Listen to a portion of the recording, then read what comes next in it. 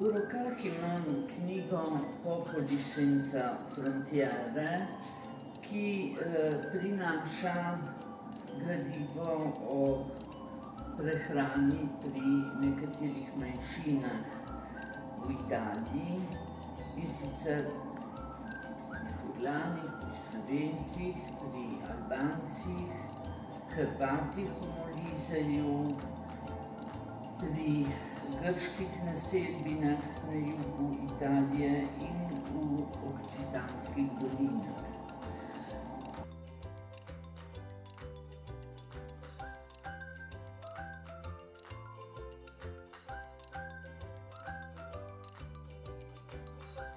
V njej je tudi članek Roberta Dapita, ki govori o prazničnih jedeh med Slovenci v Italiji.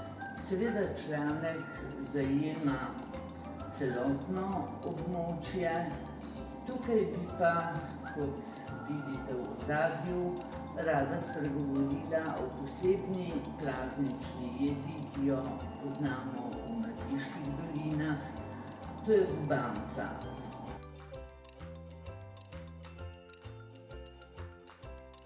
Gubanca, ki je neke vrste potice, tudi ime, kaže na to, potica je povitica, ker je povita, gubanca je gubanca, ker je nagubana.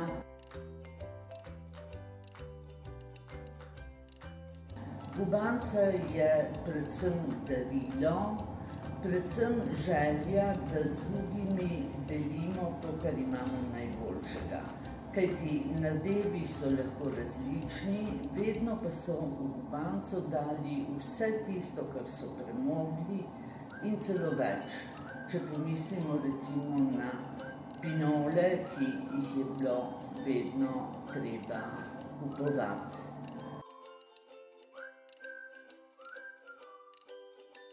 Gubanca je darilo, ki ga Nadiške doline ponujajo vsem tistim, ki želijo priti sem na obisk.